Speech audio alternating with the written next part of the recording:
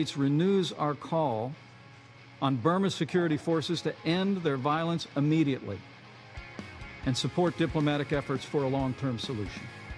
So that was Vice President Mike Pence at the United Nations yesterday, addressing the violence against innocent Muslims in Myanmar. In recent weeks, hundreds of thousands have had their villages torched by the military. They're taking in boats. They're desperate to get out.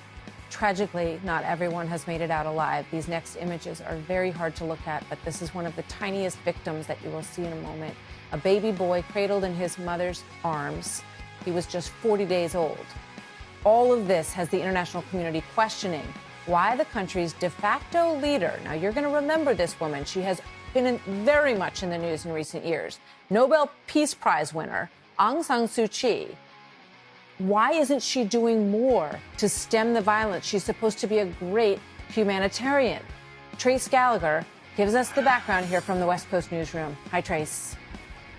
Hi, Martha. For the first 25 days of what witnesses describe as the torture, rape, and murder of ethnic Muslims in Myanmar at the hands of the military, Aung San Suu Kyi, the Nobel laureate and de facto leader of Myanmar's civilian government, was silent. And when she finally did address the world, Suu Kyi hedged.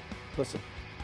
There have been allegations and counter-allegations, and we have to listen to all of them. And we have to make sure that these allegations are based on solid evidence before we take action.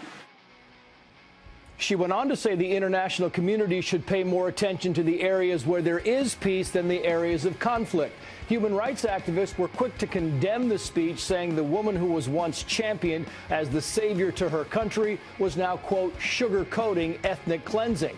Others said Myanmar was now simultaneously watching the fall of a national icon and the continued rise of the military. The very same military that Aung San Suu Kyi defied when she founded the National League for Democracy in the 1990s, and as a result spent 15 years detained as a political prisoner. In 2009, then Secretary of State Hillary Clinton said this. Watch. We think she should be released. We don't think she should be in detention. We believe that she has every right, as any person should have, and certainly that she has demonstrated over the years a commitment to democracy, to participate in the active democratic life of her country.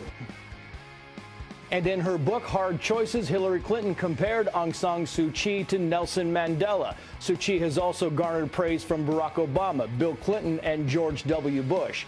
And despite the condemnation from human rights groups, some experts believe that Aung San Suu Kyi's hands are tied, that she has no power to direct her military's supreme military commanders. Yet those commanders have a vested interest in undermining her and undermining the fledgling democracy she once fought so hard to establish. Martha. Absolutely.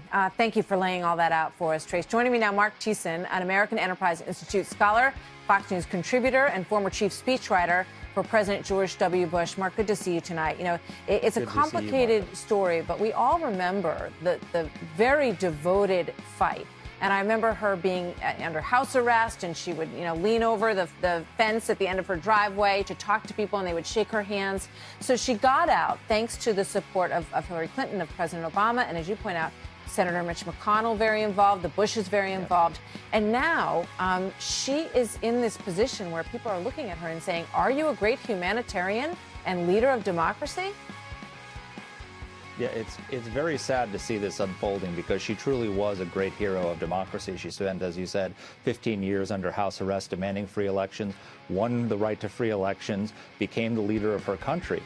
And so you have this minority called the Rohingya, who are, they're called the world's most oppressed minority. Burma is a Buddhist majority country, and they are a hated Muslim minority in that country. They suffered decades of repression under the military dictatorship, and they thought things would get better under democracy. And instead what's happening is ethnic cleansing.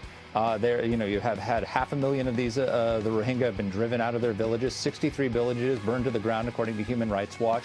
Parents being shot in front of their children, rape, sexual torture, destruction of villages. And this is all happening in a government that she heads. So she's not directly responsible. She's not ordering these things, but she is not speaking out against them. In fact, she's making excuses for them, and it's terribly disappointing. Yeah. But the Trump administration is now choosing to speak out quite forcefully about this. What's the significance of that? Well, first of all, good for Vice President Mike Pence for giving that very strong statement to the United Nations. Rex Tillerson, the Secretary of State, has called this ethnic cleansing, which is exactly what it is, and said it has to stop. And then not just words, they're actions. They're sending $34 million in emergency humanitarian relief to these suffering Muslims who are being persecuted in their country. So it's very important on a couple of levels. One, it's really important to send a message around the world that just because the Trump administration is taking measures to protect our national security, and when it comes to the travel ban or when it comes to refugees, right, it doesn't mean that the United States doesn't stand with Muslims around the world who are being oppressed. And, ISIS and al-Qaeda would love nothing better than to be able to say, look at what's happening to these poor Muslims, and the West did nothing. So it's sending that message.